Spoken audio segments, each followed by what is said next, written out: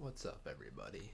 My name's Auren, and today we're going to be talking about Ferrel, the vampire killer from Kentucky. It's probably one of my favorite true crime stories there is.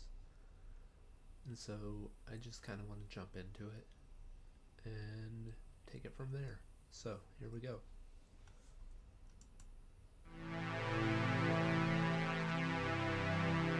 Two years ago in Florida, a 16-year-old vampire, Rod Ferrel, from the nearby state of Kentucky, brutally bludgeoned to death the parents of one of his teenage disciples in what was described as a ritual vampire slaying. Rod, I think you're a disturbed young man. I think your family failed you. I think society failed you. But I also am here to tell you, in the considered judgment of this court, a troubled and disturbed youth cannot serve as an excuse for cold-blooded, premeditated murder. In spite of his youth, the state of Florida sentenced Rod to death. Now he's on death row, waiting to go to the electric chair. The electric chair has always been a main icon in the darker way of life. You know, everyone sees it as this big, majestic throne of death. So I always did wonder what it would be like to sit in it and actually experience death through it.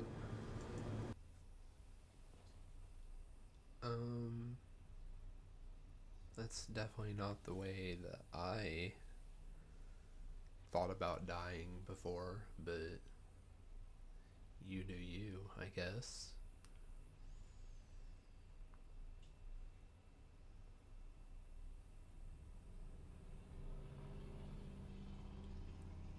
I've thought about, like, what it'd feel like to be shot or stabbed, in a confrontation, but never thought about the electric chair.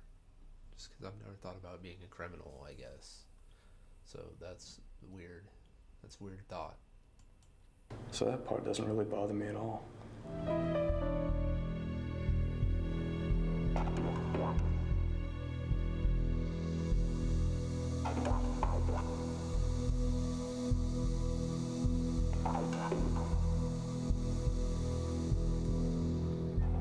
The story behind the teenage vampire killings begins in the small Kentucky town of Murray, where Rod Ferrel grew up. Before the murders, Murray had become home to a number of vampire cults. The people that dress like vampires used to stay up here on the corner. They never really drove vehicles. They were always walking. For some reason, they never drove, or I never seen them in a vehicle anyways. But they would stay right up here on the corner, and that's where they would hang out. It used to be at 2, 3 o'clock in the morning, you would always see them up at the local, fast food restaurant hanging out there talking, or they'd be walking up and down the streets, but you don't ever see them out anymore. I don't know if they've just gone underground, or maybe some of them have changed their minds, or what has happened to them, but you just don't see them as often as you used to.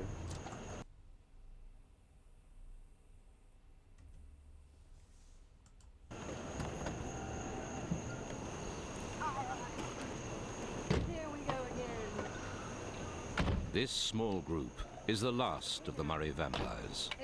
Rod was a member of this vampire family until a few weeks before his killing spree in November 1996. Vampire law forbids murder. Vampires believe that human life is sacred. What? And that... No?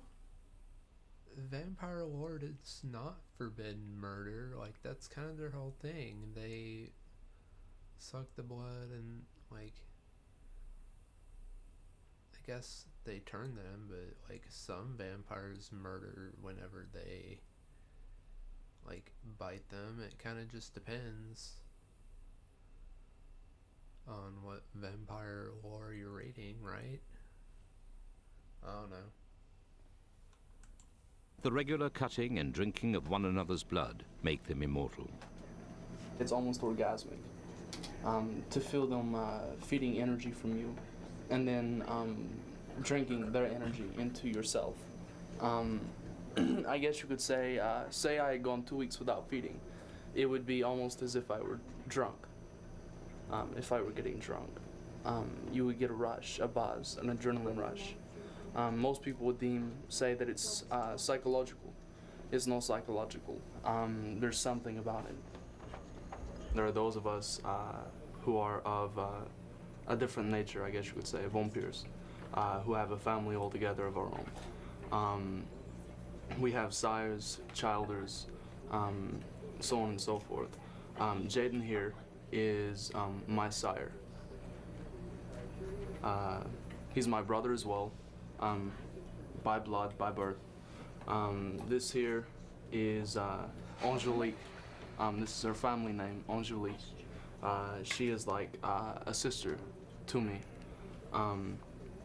Raven over here that is fiddling with his makeup is a distant cousin, basically of the family. He has been through the bond with, I believe, every member of the family. So does that mean he's drank from everybody and like drank their blood and they drank his blood or something? Because this is really, this is some dangerous territory. Like, all these kids are gonna get AIDS from each other.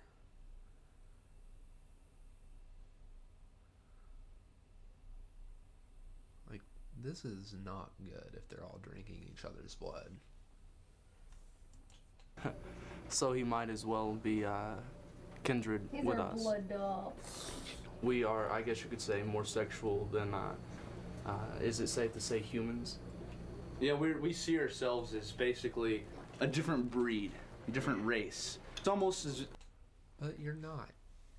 You're just kids pretending to be vampires. You're not really... You say, like, you're more sexual than humans or whatever, but you're still human. I mean, you can pretend to be vampires or whatever. That's cool. You can roleplay that. But you're not actually vampires.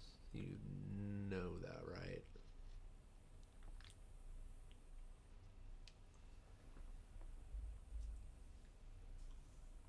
as if we're on a higher form of, evolution, because we get to where most people dream about, the capabilities that we have. Is it just me or does he look like Billy Joe from Green Day a little bit? Or a lot of it.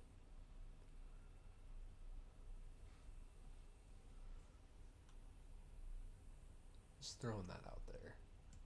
And that we're able to accomplish and stuff. So these people that, dream of being able to read people's minds and stuff like that, we actually can achieve that. I can't unsee it now.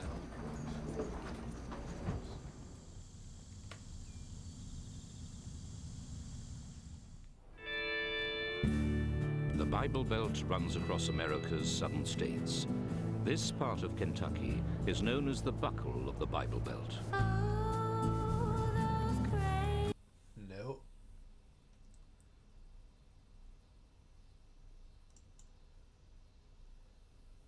Some type of vampiric lifestyle. Behavior. Kick off, return!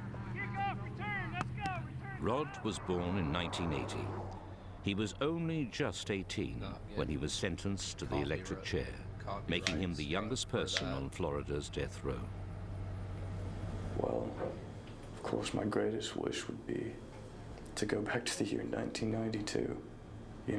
Before I became, I guess you could say engrossed in the darker side of life, where I could just be a child again. As a child, Rod was brought up by his mother, Sondra Gibson. He never knew his father, Rick. I met Rod's dad in high school. We both went to the same classes together. We had homeroom class together, and we started going out, and we dated like a year and a half, and I got pregnant with Rod. And then we got married shortly thereafter, and divorced about a year later. Rick left very quickly. Okay, the minister said Rick. The announcer or narrator guy said Rake. Rake. So that was weird. I thought that was a weird name. Okay, Rick. We're moving on with Rick. After she got pregnant. In fact, I don't know that he ever saw Rod Ferrel after the baby was born until he was in Florida testifying at the murder trial. They finally hunted Rick down, and he came to the trial. He was there one day, and he didn't speak to Rod at all. He called him the child, is what he called him. And Rod cried really bad. That's the only time he cried. I never really had a father anyway. So, I mean, I look to Jaden more as a father figure. I was with Jaden and the Jaden family for all. This dude? You look to this dude as a father.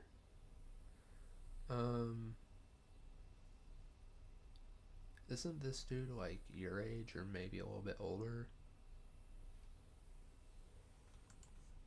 Few months. He had indoctrinated me into the vampiric way of life. He had taught me the true ways of it. Separated the myth and legend from reality. I'm not pissed off at Rod. I'm really not. There is no reality of being a vampire because vampires aren't real. There's only the myth. Do you understand? There's only the myth of being a vampire. Because vampires are myths. There's the mythology of vampires. There is no real vampire. You can't separate the mythology from the reality of being a vampire. There is no reality. Do you get it? I never have been. I've shed several tears because of what has happened, because, I love him. He was a brother to me.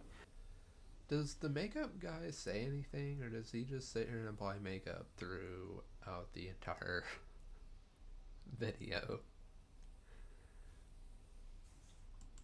And I've thought, that he was wise enough and mature enough to know not to do something like this.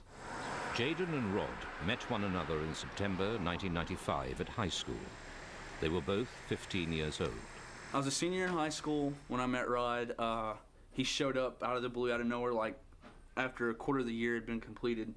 And people were constantly trying to get me and him to fight each other because he wore the trench coat. And I had this cloak that I wore because I just loved fucking with these kids at school. It was just great. Jaden was already the leader of a tightly knit family of teenage vampires who acted out macabre fantasy games. That I have called you all here is because the princess declared a blood hunt. Keep yourselves concealed. I'd adapted more to what they called the freak lifestyle. Combat boots, long hair, trench coats, sometimes on occasion, makeup. All that just to be different, to express myself. Because if you do, then we'll have to kill you too. He was the same as me. I saw me in his eyes. I mean, I get it. He's like just goth.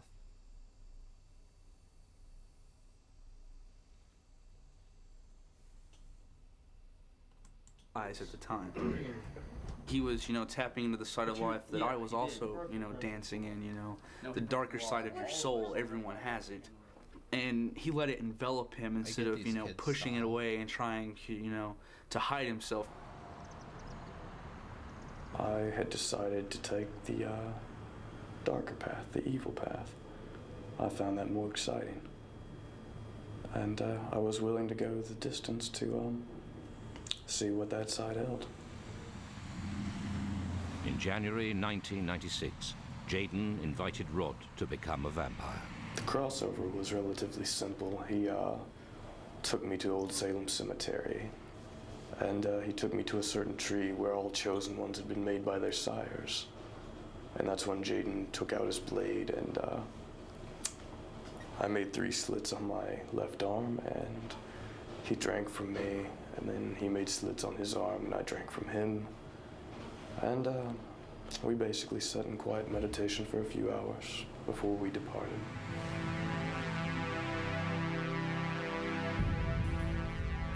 Rod became part of Jaden's vampire family of local girls and boys. Membership demanded total loyalty and obedience. Bro, this is like not cool.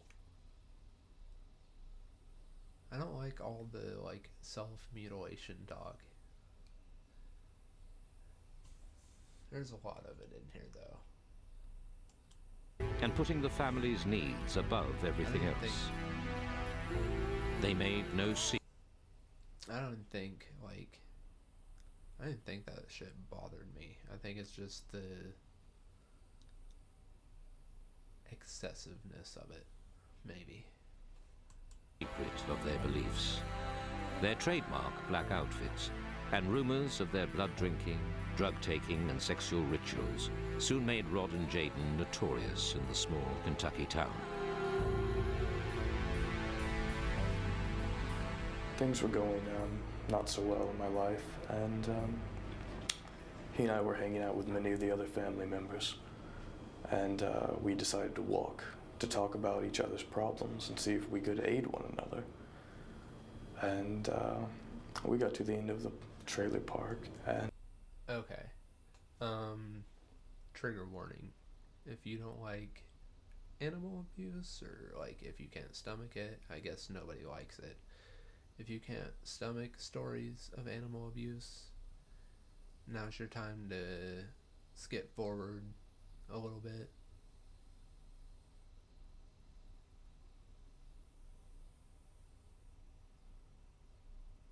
Okay, everybody good? He's about to talk about some really fucked up shit. You ready to move on? And I picked up this kitten, and I was, petting it and what have you with that. And it clawed me, and because of my state of mind, I was compelled to do what I did, in which I turned it on its back and held it by its neck and slung it against a tree, breaking its spinal column. He goes, "See that tree?" Grabs it and then goes, wham, slams it right into the tree and killed the cat. That's when I started, pulling back away from him. Our friendship basically dwindled from there. A few months after Rod killed the kitten, an even grimmer incident happened at an animal sanctuary in Murray. It sickened the whole town.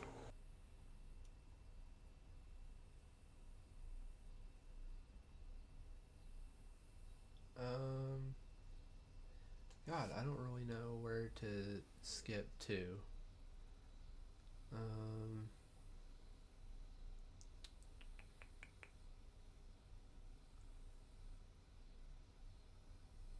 Sorry guys.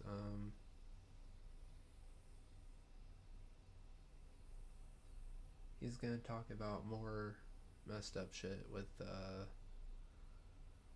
dogs, I think. So yeah, it's just bad stuff with animal abuse. We're just going there for a minute. When I arrived at the shelter on October 14th, 1996, what I noticed was probably between 30 and 40 dogs running up and down our driveway here. And my first thought was that someone's came down and freed the animals. That's what I thought. And when I got to the fence here, what I noticed that the actual lock was still locked on the gate. But as I entered to the east of the shelter here, I noticed that our fence had been cut down the middle, and they had actually rolled the fence back about 20 foot, 10 foot in each direction. You can see. Okay. Probably about here you want to skip. Maybe, I don't know, a minute or two. I don't know, skip 2 or 3 minutes.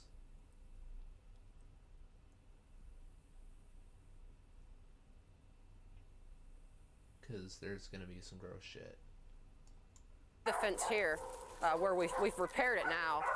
Our grass out here, as you can see, isn't mowed. It's about a foot tall, in about a 30-foot area, the grass was just really flat. Like, you could tell that several people had been here. It wasn't one or two people that came out and freed our dogs. At that point, I kind of got a little bit scared. I went into the shelter and called the sheriff's department down here. When Deputy Max Parrish got here, he got to looking out in the field, and that's when he found the puppies that had been mutilated. We started asking questions to people in the area. We got statements from several people who indicated it was a so-called vampire group that did it. People that we talked to and people that we charged indicated that it was just part of a ceremony. They tore the limbs from the animals and took the blood and poured it on each other, and sort of a ceremony to maybe initiate new members. It was, I can't say in relation to a murder, but for an animal, it was the worst torture I've ever seen. Like I said, the animals, while they were still alive, had their limbs ripped from their body. Oh God, it was still alive? And a couple of them looked like several people had just stepped on them and pushed them into the ground. I went straight to the police station and I confronted the sheriff himself about it. I said, you know, you're looking for me about this. I didn't do it. I can prove I didn't do it. I was evil incarnate to them before this, and now I'm just Satan himself, so not that I really care. You know, we live in a small community. Murray's not big, and you think that, you know, bad things don't happen here in Murray, and for the next 6 to 9 months after that, yeah, we had when you seen someone walking down Murray Street with all dressed in black with painted fingernails, men, yeah, you looked at them and you wondered, you know, what are you, what are you? Just somebody who's into goth shit. Like, that is pretty judgmental. I'm just saying. Who are you? What are you? What are you, lady?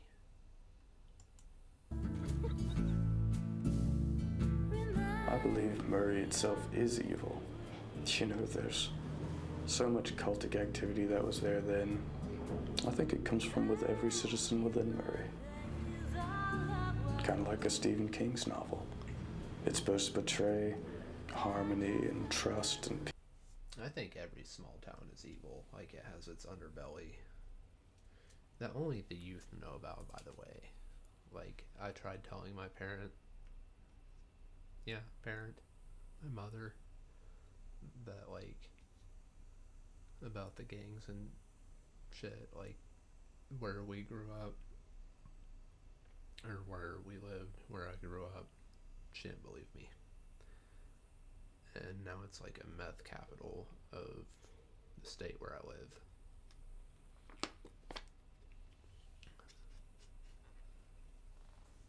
Or at least one of the meth capitals of the state where I live. Peaceful existence, when in fact beneath the skin it's this raging demon who gets his rocks off by doing all sorts of blasphemous things. 6 weeks after the animal shelter killings, in a suburban house 12 hours drive from Murray, there would be more violence, but this time as a brutal double murder. Oh shit, I just realized that I had music playing. I'm the one that has chosen him. We watched the crossover, the embracement. My blood tastes real metallic. It tastes like sticking a spoon in your mouth. Of course, then one of the people that I embraced actually said my blood tasted like dirt one time. I was like, wow, it's all on, how your life is, stress level, whether or not your adrenaline's rushing through your body. That'll make your blood taste differently. Just, normal everyday stuff, will cause your blood to have a different, taste and different texture and color. Within the vampire family, 18-year-old Jane... I don't think your blood has a different color, my dude. I think it stays the same color no matter what. Jaden is everyone's father. But Jaden is also 16-year-old Gabriel's older brother. The two brothers are very close. Their mother, Penny, condemns Jaden and Gabriel's vampire ways. Shocker. It's almost like a parent doesn't like what their children are into. In this case, like, it's fine. Like, it's weird, and like it got Rod into killing people. So I mean, it seems like Jaden's just having a good time with it, like these kids are, other than the self-mutilation. But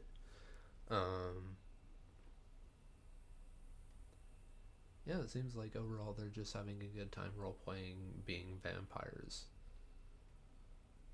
And it's more like a parents don't understand thing here with their mother. That their kids just pretending to be vampires. We're taking it a little too far. Vampires, I call it bullshit. Vampires are mythical beings, okay? Beings? A figment of somebody's imagination, written up. Vampires are mythical beings, like Jack and the Beanstalk. That's a mythical being too. He threw the bean down and the beanstalk grew. In a book that's been made into a cult by kids who think trips on acid like the 70s isn't good enough for them. They have to do bizarre things.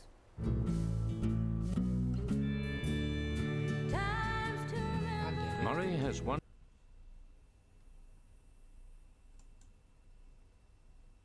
And bloodlusts. The only thing I found that would calm the adrenaline rushes was Isn't it odd that these Christians are condemning these kids for being vampires while taking communion? I just want to like throw that out there, that's odd, right? Because like, this is the blood of Christ given to you. Take and drink. Like, they're drinking Christ's blood, you know, like vampirism.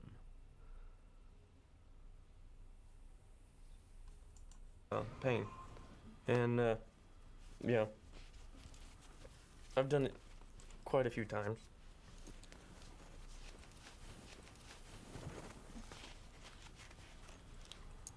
Some of them are pretty fresh. That is when I embraced one of my closest friends. The rest of them, like these on the sides, were from trying to get rid of adrenaline rushes. And I've got a lot more up on my shoulders, if I can get them up. Self-mutilation, you know, cutting yourself, to me is the same thing as smoking a cigarette. You're knowingly taking something, you're damaging your body, and you know it's damaging your body, taking pleasure out of it, whether it's relief of stress, calming your nerves, all that good stuff. It's the same thing, you know, when people... But how? I just don't understand this. I've cut myself by accident, and it fucking hurts. I don't understand the self-mutilation thing. I will never understand it. That's why I can never join your little cult, among other things, but like, mostly because it's weird. Can't buy into the whole vampire thing. I find it too funny. You guys would kick me out. I'd laugh too much. Or in emotional distress, you know, or crying, you know, and there's smokers like, give me a cigarette, you know, oh, I feel better, you know. It brings them some form of relief. It's the same thing as cutting yourself. You know, people better wake up because the big cities come to the little town, and whether it's gangs or whether it's vampires, they better open their eyes and see, because they can be Mom and Dad's perfect little angel and hell's brewing underneath. Rod and Jaden both left high school at 16. Neither had a job to go to, nor clear plans for their future. So what should we do with her? Should we They put her fill with their her or should we time kill her? acting out elaborate role-playing games with their vampire family of local teenagers. During his final months with Jaden's vampire... See, this is funny. Just do this. Like Jaden said earlier, he likes to dress up and like scare people at his school. Like, don't do that. Just be dorky and do this with your friends. And everything's fine.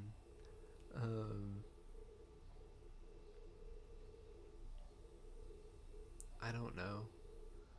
This is funny. This is like when the preachers, like, when the evangelical preachers, like, try and, like, be like, come out, demon. And, like, speak in tongues and make the demon come out of the person, and they fall to their knees.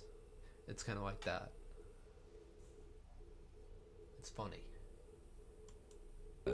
Rod began to test his strength against Jaden in these adolescent masquerades. One night, the playing stopped, and the fighting was for real. Scream! Better.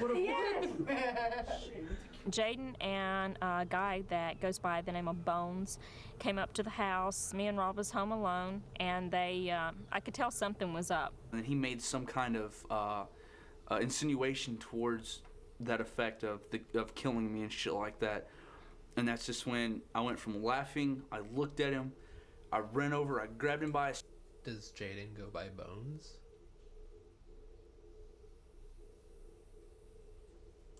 throat, picked him up and slammed him into the brick wall and held him there, and his face turned like 4 different shades of purple.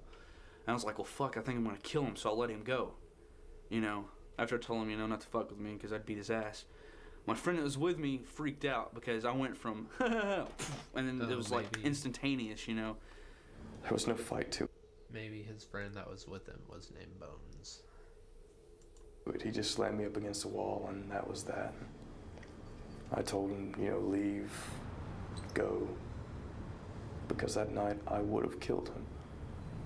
Love him or not, I would have killed him that night. And of course his mom was this big freak anyways, and she thinks that I'm trying to control her son, and I was like, no one can control Rod, okay? Not even you. I was out of control.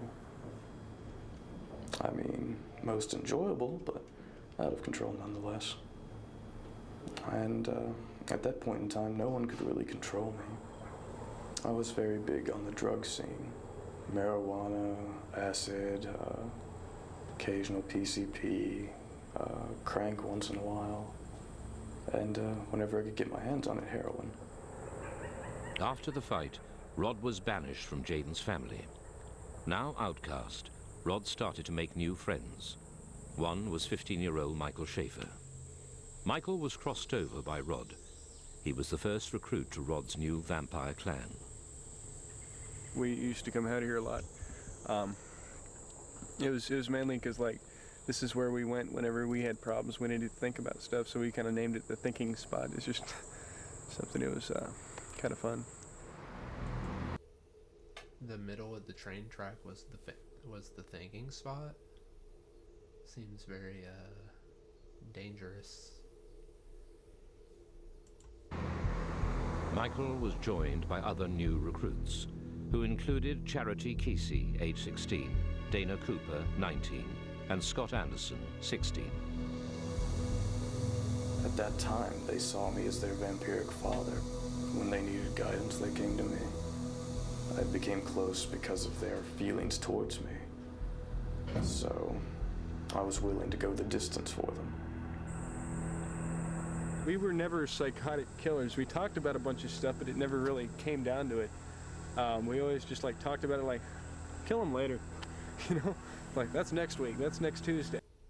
See, you can't have these kind of conversations because there's going to be at least one weirdo in the group who takes these conversations seriously. Who's like, yeah, kill him later. We'll do it next week. And unfortunately, that was Rod Ferrel. Rod, Charity, Dana, and Scott all planned to escape from Murray. I had been planning to leave Murray for quite some time, at least 6 months. The police were trying to blame me for so many things. We just took off. We were just happy to leave Murray. You know, they had persecuted us from the beginning. Heather Wendorf, an old girlfriend of Rod's, lived with her parents in Florida, in the middle-class town of Eustis. Phone records show that Heather had been calling Rod for several months. Rod claims that Heather asked him to come to Florida to kill her parents. I had taken what they call a golden dragonfly acid. I dropped a 10 strip of that. We arrived in Florida, let's say 12 hours later.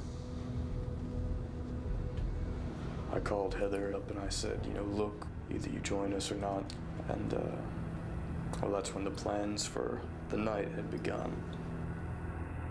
Heather Wendorf met them outside her family's house on the evening of November the 25th, 1996. Rod and Scott made their... So I guess she's in.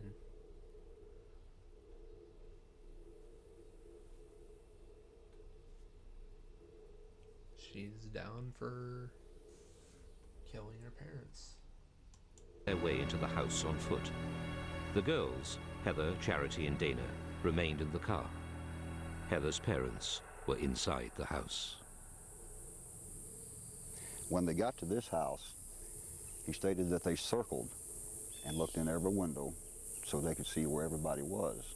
The mother was in the shower, and the daddy was laying in the family room on the couch. After circling the whole house, they entered a garage area, which is to our left, the left of the house. He decided to look for a little better weapon, and in doing so, they found a short crowbar. They then entered through the garage into a little washroom and went down past the couch where the father was lying. He didn't notice me. Scott followed right behind me as fast as he could and as quiet as he could because he had the TV pretty much cranked. It was as he started to turn around, I saw he was coming out and actually, boom, right across the temple of the head. They knocked him cold, and while he was cold, I figured, now or never, because if he gets up, I'm a fucking dead motherfucker. Was he like, how big was the dad? Was he bigger than Rod? I'm guessing. So I just beat him until he died. Then... Did you strike him anywhere else with the crowbar, or just in the head? I struck him once in the chest because he wouldn't stop breathing, so I stabbed him in the heart. You stabbed him in the heart? I took the bottom of the crowbar. Okay. Oh yeah, he's as I was quite a heading bit back to bigger. the parents' bedroom looking for the Explorer keys. That's whenever her mom came out through the kitchen area. And she started to lunge at me. She spilled her coffee on me, went all over me, and then she clawed my face and grabbed my wrist. And that's when I took the straight into the crowbar and just started bashing the back of her head. So she was running away from you when this was happening? She was holding on to me. Okay. She had her fingernails embedded in my skin. And until she let go, I was going to beat the fuck out of her. And so where'd you hit her first? In the back of the head or the front of the head, you said? Right there? Okay. I only hit her once right there. All the rest of the time was back here. You'll notice in the pictures, the big hole. I haven't seen him yet. Okay.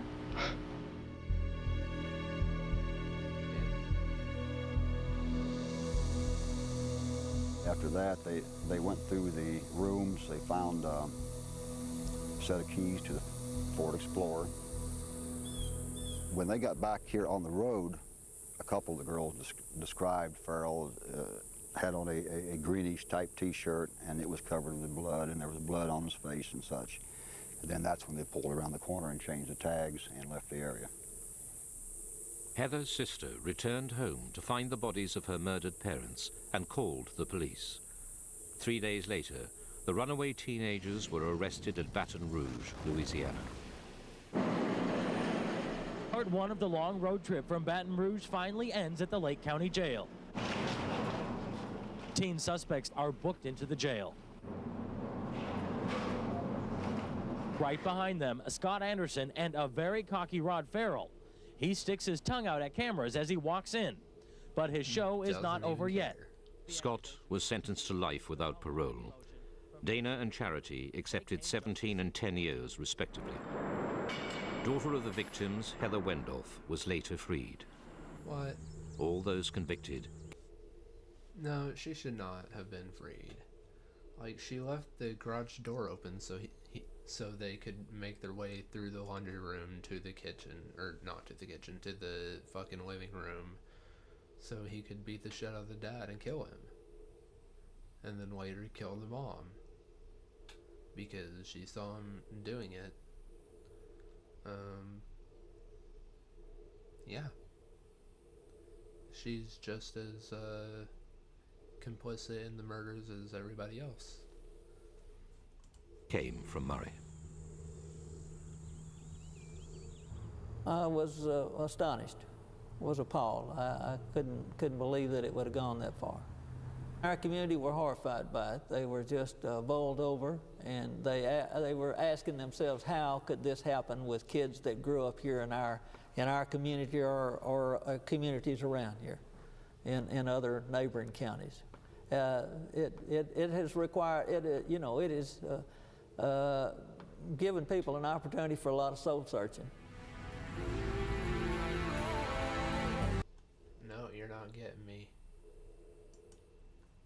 Back and said no, that they were bludgeoned to death, then I believed that Rod had done it. Michael Schaefer almost went on the ill-fated trip to Florida with Rod. I would have gone with him at the time. I mean, we weren't planning anything malicious. We were just planning on getting out of Murray and like starting to actually live a life, you know? I mean, it just took a turn, you know? It's just, I don't know, things happen so fast, you know, and it's just impulses aren't good. Fortunately for him, his mother had sent him to a treatment center for children with behavioral problems only days before the journey. I have the police coming over here saying there's been 2 murders, and I just went to pieces. Just the thought that my son could have been there if I hadn't put him where he was, because he was on a runaway basis, like a runaway train. You find a way to stop it or it's going to destroy itself. He says, well, if I'd have been there, I could have stopped it, you know. And the thing is that he... No, he couldn't have, because, like, people like Rod are just... they're too far gone. If it wasn't...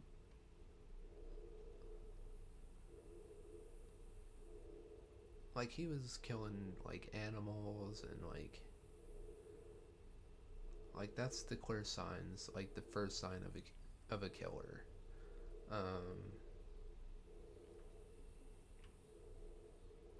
No, if it hadn't have been her parents, it would have been, like, somebody if he hadn't been caught.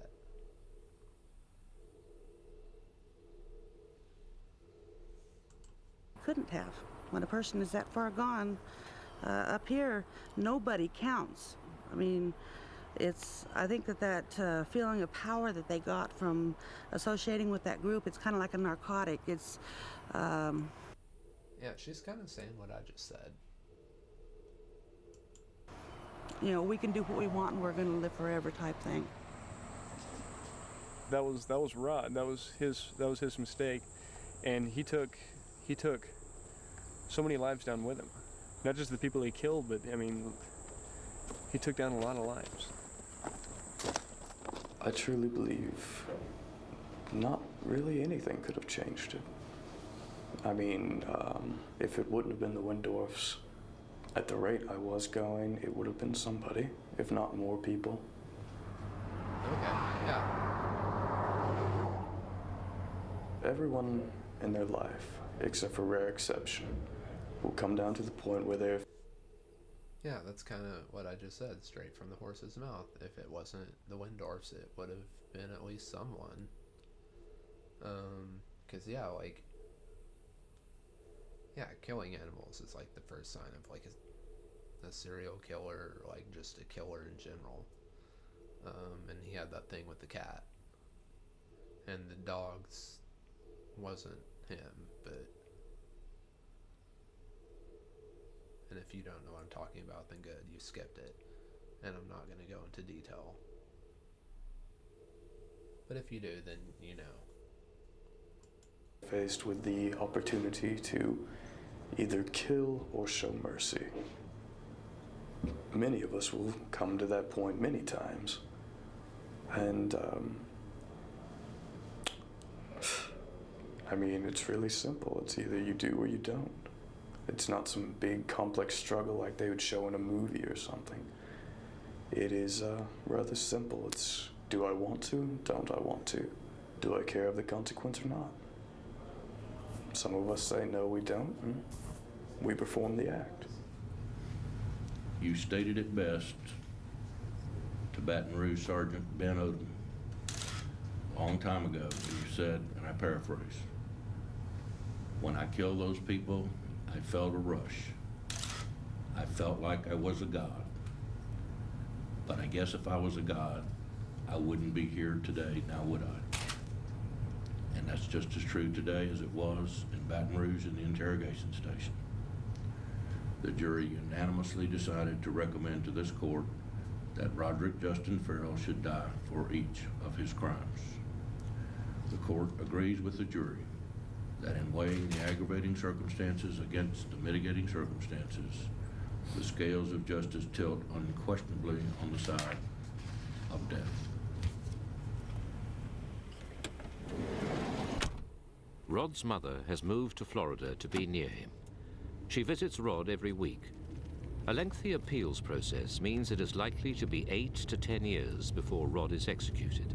We had lunch together, and we walked. We have a little sort of pathway in the room. It's a really large room that we sat in, and with the other death row inmates and their families or whoever comes to see them. And he blew me a kiss. He always does that just about all the time. And he gets kind of, I mean, his eyes are kind of teary-like, but you just can't cry in there. I mean, that's one of the worst things you can do. Really showing emotions of any kind is the worst thing you can do. So, and I'm sure he looks forward to the next week, and I write him every day. So that helps a lot. You can't really believe much of anything in here. You can't experience anything. Your day-to-day life is simply one program and one program only. So, unless something changes, I'm just waiting to die. Rod has a black and white TV that he watches. He has no air condition where he's at all. It has been over 100 degrees for several weeks now. What he does is he takes his sheets and wets them down, and then he'll put water on himself and lay on the wet concrete to stay cool in the daytime. He does have a radio, and he listens to the radio quite often. And he just recently got some drawing paper, so he can draw now. He basically sits in a 6x8 cell for all but 2 days a week. No, I mean, that sucks. I'm not saying he doesn't deserve it, but I mean, nobody deserves to have, like, not air conditioned. That seems, like, inhumane a little bit. But the other stuff, I mean, that just sucks.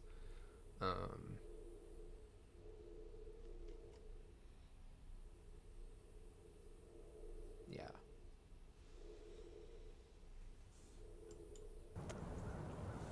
Just sitting there 8 feet away from the electric chair at the moment.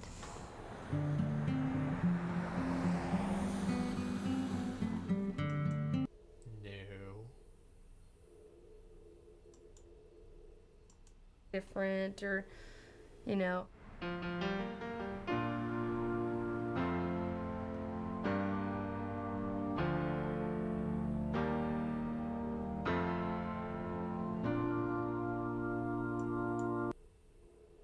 think we're playing copyrighted music. Who want. God damn it.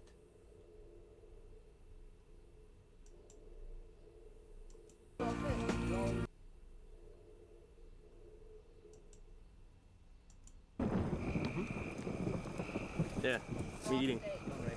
Is it good? Need some salt. In Murray. Why are they eating? Like actual food? Aren't they vampires? Shouldn't they just be like eating each other's blood? I think that there is a battle between good and evil, and I think everywhere in the world there is a battle between good and evil. Anywhere you have Christianity, if you didn't have a battle between good and evil, then you really wouldn't have Christianity. Last night But these kids right here, they're not evil. They're just pretending they're vampires, which is fine. Rod Ferrel was the evil one. And his associates, I guess.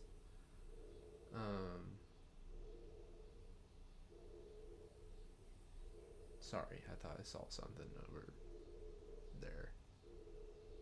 I still do. Okay, anyway. But yeah, it's just Rod Ferrel and his associates that were the evil ones.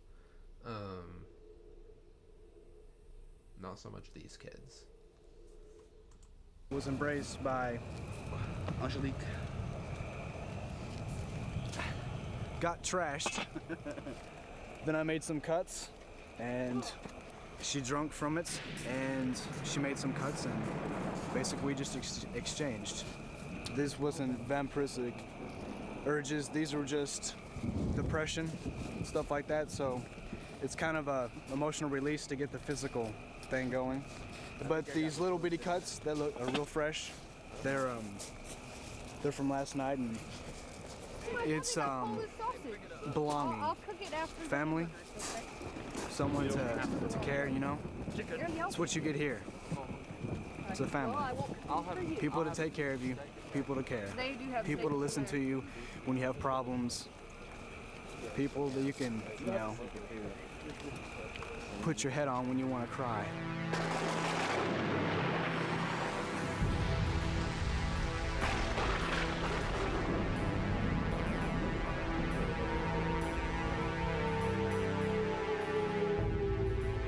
I want to be able to get a castle, you know, this huge castle, and just live, you know, in this huge, like, commune, basically. And anybody would be welcome, regardless whether they're kindred or not. It doesn't matter. They could still come there, you know? Yo, me and Jaden are on the same page here. I also want a castle. Hell, maybe we can be castle neighbors. That'd be dope. That's fine with me. That's what I want. I want to, you know, stop this ridicule and all this degrading bullshit that the world puts everybody through, you know?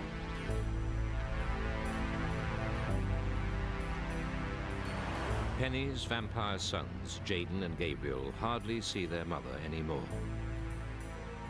Thought when Rod Ferrel went to trial and Sandra Gibson was out of Kentucky, that our lives would go back to normal.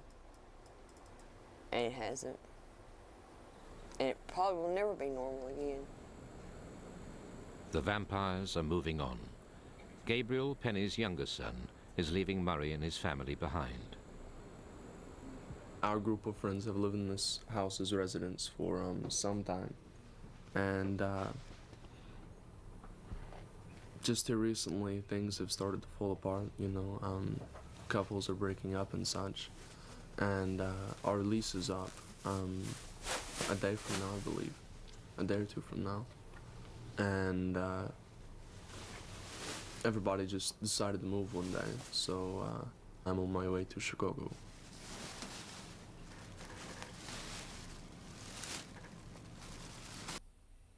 I wonder why Chicago? Are there more vampires in Chicago? I don't know. Well, actually, and honestly, I expect to get a phone call telling me that, you know, they think they have a body that belongs to my son. That's what I think. because I don't think he's going to survive in Chicago. Gabriel's not cut out for Chicago. Gabriel does. See, I hate this kind of thing when parents do this. Like, you're not cut out for this or you're not cut out for that. Let the fucking kid live his life, and then if he comes home and he's like, hey, I wasn't cut out for that, then you can be like, well, you know, at least you tried. You know, maybe be more supportive, but don't be a fucking asshole and be like, you can't do that, you'll never survive. Be supportive and let him try. Not fitting into most of society, and I don't know why, but he doesn't. I'm not too worried about it. Maybe that's your fault because you're like, he doesn't fit into most of society, but maybe that's your fault because you're saying that he can't. Maybe you should give him the social skills to fit into society. That's part of your job as a parent, is to instill those skills. You should have already done that. You should have instilled those skills into him to be able to operate in society. I don't really worry much about when I move. At some capacity, because anyway. I mean, I've gone to the worst. I've slept under bridges because I had nowhere to stay. So, you know, it couldn't get much worse. I imagine they have much better bridges to sleep under there than what I slept under. A lot more spacious. Rod and Jaden are still only 18. The two teenagers were friends for a brief 12 months. They haven't seen one another since the trial. Now Jaden and his teenage vampires are leaving Murray for good.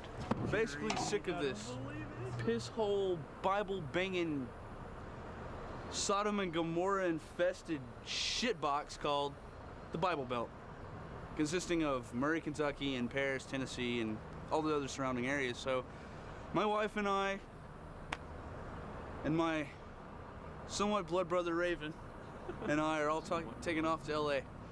We got a friend that lives out there. His name's David.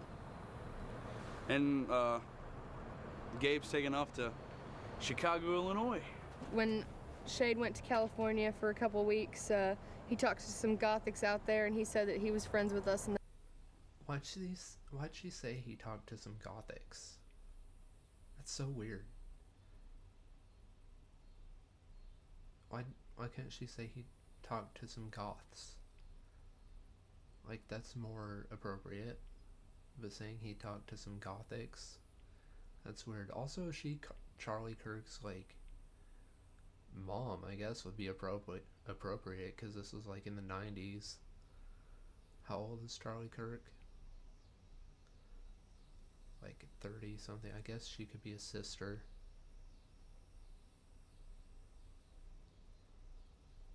I feel like they're related. they're like, wow, you know those people? You know, they were all like, I mean, they'd heard of us out there, so I mean, it's not like a big deal. I'm from the city anyhow. I'm used to being a nobody, so. Well, as long as I don't have any people saying they're gonna whip my ass because I'm Gothic.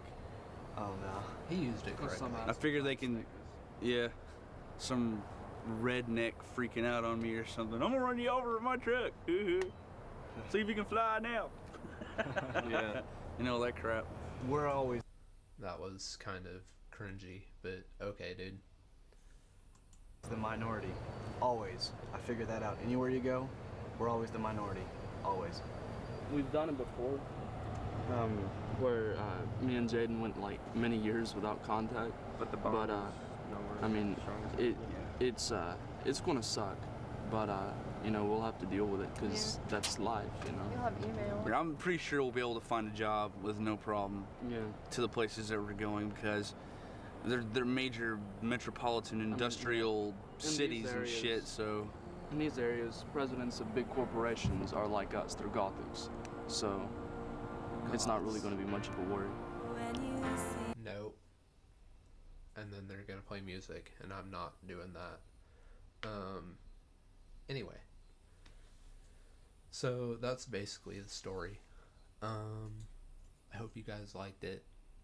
If you did, drop a like, subscribe, all that good stuff, and I'll see you in the next one. Thanks for watching.